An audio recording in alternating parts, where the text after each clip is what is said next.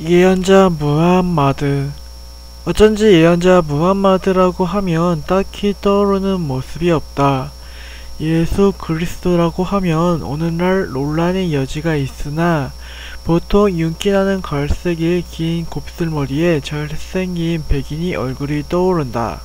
하지만 예언자 무함마드에 대해서는 어떤 이미지도 떠오르지 않는다. 이것은 매우 정상적인 현상으로 이슬람에서는 신성한 두 존재인 알라와 무함마드를 이미지로 그리는 것을 불경하게 생각했다. 그래서 우리 기억 속에 없는 것이다. 드물게 남아있는 무함마드의 그림에서도 그의 얼굴은 하얀 천을 뒤집어 쓴 것처럼 빈 부분으로 남아있다. 무함마드의 모습을 묘사하지 않는 것에 대해서 이슬람에서는 우상을 숭배하지 말라는 구약이 하느님 말씀에 따라 성전에 어떤 상징물도 만들어 놓지 않았다. 그리스도교에서 그나마 십자가를 사용하는 것과는 달리 이슬람에서는 철저히 상징물을 거부한다. 그래서 발달한 미술이 기하학적 무늬가 끝없이 반복되는 아라베스크 양식이다. 이슬람 사원에 들어가면 아무것도 없고 다만 벽과 기둥에 화려한 아라베스크 문양만이 보인다. 어떤 모습일지 상상할 수 없는 예언자 무함마드는 6세기 말인 570년 지금이 사우디아라비아의 메카에서 태어났다. 그는 쿠라이시족의 명문가인 하심 가문에서 태어났는데 쿠라이시족은 당시 메카의 지배 부족이었으며 아브라함의 아들인 이스마엘의 자손이라고 알려져 있었다. 전설에 의하면 아브라함을 떠난 여종 하갈과 이스마엘이 메카에 정착했다고 한다. 그리고 나중에는 아브라함이 이곳에 와서 신전을 세웠다고 전해진다. 그리고 메카는 아담과 이브가 나이 들어 정착했던 곳이라는 전설도 있다. 무함마드는 메카에서 태어나고 자랐다.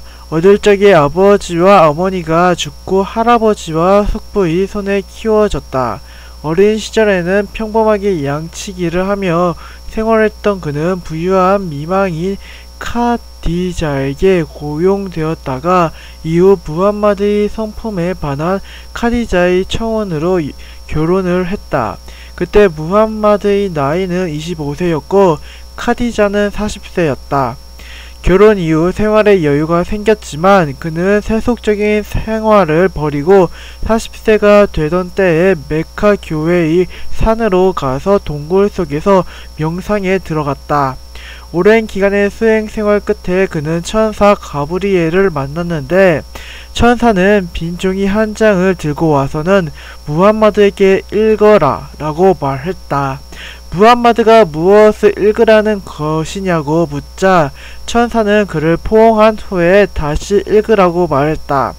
무함마드가 다시 물었고 천사는 읽으라고 되풀이하다가 하느님의 말씀을 전했다. 이슬람 경전 코란은 읽어야 하는 것이라는 뜻인데 그 기원이 여기에 있다. 알라의 계시는 첫 말씀이 있던 610년부터 시작해서 무함마드가 죽은 632년까지 22년간 계속되었다. 처음에는 자신이 미친 것은 아닌지 스스로 의심했던 무함마드는 여러 차례의 계시를 통해 점차 알라 이외의 신은 없다는 유일신 사상을 견지하게 되었고 신이 사자로서 신념을 갖게 되었다. 하지만 메카에서의 포교 활동은 쉽지 않았다. 그것은 당시 메카가 상업의 중심지이자 모든 문화의 용광로여서 무수히 많은 신이 공존하는 다신교의 문화였기 때문이다. 동시에 메카는 점차 문화적 혼란과 빈부격차가 극심해지고 있었다. 무함마드는 처음 포교를 시작할 때 경제적으로 어려운 사람들을 대상으로 했고 점차 세력을 넓혀갔다. 하지만 세력이 넓어짐에 따라 종교적 박해도 심해졌다. 결국 622년에 70여 명이 사람들을 이끌고 메카를 탈출하여 북쪽이 메디나로 떠났다.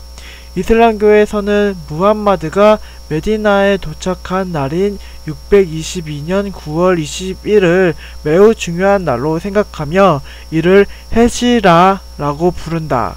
이슬람교는 헤지라를 계기로 메카에서의 혈연 중심이 사적인 신앙 단계를 벗어나 공적인 측면에서의 교단과 이슬람 공동체를 형성하는 기반을 마련했다. 그래서 이해가 이슬람 달력이 원년이 된다. 이후 무함마드의 이슬람 세력이 장악한 메디나 측과 전통적인 다신교 문화를 바탕으로 하는 메카 측이 전투가 이어졌다. 여러 차례의 공방을 거쳐 결국 630년에 무함마드의 군대는 메카에 입성했다. 입성 직후 무함마드는 가장 먼저 신전에 안치된 무수히 많은 우상을 부수었다. 메카 점령 이후 주변 부족들은 점차 이슬람으로 개종했다. 그리고 2년 후 건강이 악화된 무함마드는 애첩 아이샤의 무릎에서 숨을 거두었다. 중간 정리. 지금까지 우리는 절대적 유일신을 믿는 종교로서 유대교, 그리스도교, 이슬람을 알아보았다. 역사적 문화적 측면에서 인류에게 막대한 영향력을 행사한 이 세 종교는 각각 다른 종류의 유일신을 믿는 것이 아니라 놀랍게도 구약 성서에 등장하는 이스라엘 민족이 유일신을 동일하게 믿고 있었다. 그 이름에서 야훼 하느님 알라라고 다르게 표현되지만 본질은 아담, 노아, 아브라함, 모세로 이어지는 인물들이 믿었던 창조주로서의 유일신이다. 그래서 일반적으로 아브라함 계열의 종교로 부르는 이 세 종교를 절대적 유일신교라고 부르는 것이 타당해 보인다. 다만 각 종교의 차이점은 구약 이후에 등장한 인물들에 대한 견해와 해석의 차이라고 할 수 있었다. 유대교는 구약 이후의 인물들인 예수 그리스도와 예언자 무함마드를 인정하지 않고 그리스도교는 예수 그리스도만을 인정하며 이슬람은 예수를 한 명의 예언자로 규정하고 마지막 예언자로 무함마드를 가장 중요시한다. 이제부터는 같은 뿌리를 갖는 절대적 유일신교와는 근본적으로 다른 종류의 종교를 알아보자. 구체적으로는 힌두교, 불교, 티베르트 불교를 알아볼 것이다. 이들을 편의상 상대적 다신교라고 부르려 한다. 상대적 다신교, 힌두교, 불교, 티베르트 불교. 비교적 서구 사회를 중심으로 발전해온 절대적 유일신교와는 달리 지금부터 이야기할 상대적 다신교는 인도를 중심으로 발전하여 아시아 지역에 깊은 영향을 미쳤다. 이 지역의 종교는 가장 근원적인 뿌리로서 베다를 기원으로 한다. 베다는 구전되어 전해오던 내용을 지금으로부터 3500년 전에 신성한 언어인 산스크리트어로 편찬한 문서다. 베다는 지식, 지혜를 뜻하는 말로 신화, 종교, 철학, 제의, 생활과 관련된 방대한 내용을 담고 있다. 그 구성에 있어서는 시간적 흐름을 따른다거나 논리적 체계를 갖는 것이 아니기 때문에 다양한 방식으로 구분된다. 여러 구분 방법 중에서 내용에 따라 삼히타, 브라마나, 아리냐카, 우파니샤드의 네 분류로 구분하는 것이 대표적이다. 이 중에서 앞이 세 가지는 신에 대한 찬가나 기도문, 이식, 제례, 교육에 대한 내용을 담고 있다. 베다의 마지막 부분인 우파니샤드는 우주의 원리에 대한 심오한 사상을 담고 있는 철학서로서 베다 중에서 가장 중요하게 여겨지며 베다의 궁극적 끝이라는 의미에서 베단타라고 부른다. 이 고대의 문서들은 신이 직접 말해준 내용과 인간인 스승이 전해준 내용이 섞여 있다. 신이 직접 말해준 것은 들은 것이라는 뜻이 슈르티라고 하고 스승이 전해준 내용은 기억된 것이라는 뜻이 스무리티라고 한다. 우파니샤드의 경우 신이 말해준 슈르티에 해당한다. 신이 말해준 이 비밀스러운 지식은 이후 스승으로부터 제자에게로 전승되어 내려왔는데 스승이 가까이에 앉아서 직접적으로 전해 듣는 지식이라는 의미로 우파니샤드라는 이름이 지어졌다. 우파니샤드라는 말 자체가 가까이 앉다라는 뜻이다. 간략하게 우파니샤드의 핵심 사상에 대해서 알아보자. 이를 이해하기 위해서는 두 가지를 구분해서 생각해야 한다. 그것은 우주와 자아다. 우선 우파니샤드에서는 우주를 브라흐만이라고 부르며 이는 우주의 궁극적 원리이자 실제를 의미한다. 쉽게 말해서 물질과 정신을 포함한 이 세상 전체다. 서구적 관점에서는 하느님과 우주 전체 정도가 되겠다. 다음으로 자아는 아트만이다. 다만 여기서의 아트만은 자신이 물질적 신체나 지금 내가 가지고 있는 마음, 정신과는 다르다. 나의 신체, 마음, 정신은 항상 변화하는 불완전한 것이다. 이러한 자아 말고 자아의 궁극적 실체를 아트만이라고 한다. 쉽게 생각하면 불변하는 영혼 정도가 되겠다. 아트만은 죽거나 파괴되지 않아서 신체가 죽어도 사라지지 않고 곧바로 다른 신체로 이동해 생명력을 유지한다. 이처럼 아트만이 헌 옷을 버리고 새 옷을 입듯 새로운 신체로 끊임없이 옮겨 다니는 것을 삼사라 번역해서 윤회라고 한다. 윤회가 멈추는 것이 해탈이 된다. 이러한 내용은 어디서 많이 본 듯하다. 불교에서의 윤회를 말하는 것이 아닌가? 사실 일반적으로 알려져 있는 불변하는 자아가 끝없이 윤회한다는 생각은 불교가 아니라 우파니샤드의 내용이다. 불교에서는 반대로 불변하는 존재로서의 자아인 아트만을 인정하지 않는다. 불교는 아트만이 존재하지 않는다는 무아론을 주장한다. 브라흐만과 아트만은 우주의 궁극적인 두 원리다. 그런데 우파니샤드의 궁극적인 가르침은 질적으로 달라 보이는 브라흐만과 아트만이 사실은 하나라는 것이다. 이를 버마일려 사상이라고 하는데 여기서의 범은 브라흐만을 아는 아트만을 한자어로 옮긴 것이다. 개인이 무한한 윤회를 끝내는 해탈에 이르기 위해서는 방금 말한 브라흐만과 아트만이 하나라는 사실을 깨달아야 한다. 그러면 우리는 이제 버마일려를 알게 되었으니 해탈하는 것인가?